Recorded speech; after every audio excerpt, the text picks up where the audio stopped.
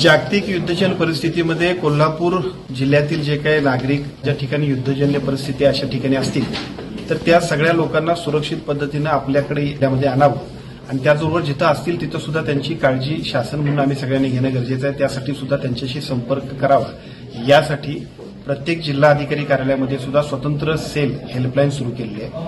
आज या ठिकाणी कोल्हापूर जिल्ह्यातल्या हेल्पलाईनचा आणि स्वतंत्र सेलचा सुद्धा आपण आढावा घेतला। एकूण जिल्ह्यामध्ये जे काही एकूण बाहेर संपर्क आपल्याशी ज्यांचा झाला अशी एकूण 207 आमचे सर्व कोल्हापूर जिल्ह्यातील नागरिक नोकरीनिमित्त पर्यटनाच्या निमित्तानं बाहेरच्या देशामध्ये जिथे युद्धजन्य परिस्थिती आहे तिथं आहेत, परंतु त्यातले साधारणतः 23 आतापर्यंत परत आलेत। 80 नागरिक सुद्धा उद्याच्या 6 तारखेच्या फ्लाईटनं आपल्याकडे येतील आणि बाकीचे जे सगळे 39 लोक जे नोकरीच्या निमित्तानं आहेत ते सगळेजण सुद्धा आपल्या संपर्कात आहेत, अतिशय सुरक्षित ते आहेत। एका बाजूला पालकांना माझी विनंती आहे, दुसऱ्या बाजूला बाहेरच्या देशात असणाऱ्या आमच्या सर्व नागरिकांना सुद्धा विनंती आहे, कोल्हापूर जिल्ह्याच्या सेलला सुद्धा आपण संपर्क करा। जिथं जिथं आवश्यकता वाटेल तिथं संपूर्ण सहकार्य करण्याची जबाबदारी केंद्र शासन, राज्य शासनाची आणि जिल्हा स्तरावरती सुद्धा आम्हा सर्वांची आहे।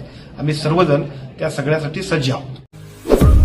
आपल्या परिसरातील महत्त्वाच्या बातम्या पाहण्यासाठी आमच्या नवसंकेत न्यूज चॅनलला YouTubeवर सबस्क्राईब करा आणि बेल आयकॉन प्रेस करा। माझे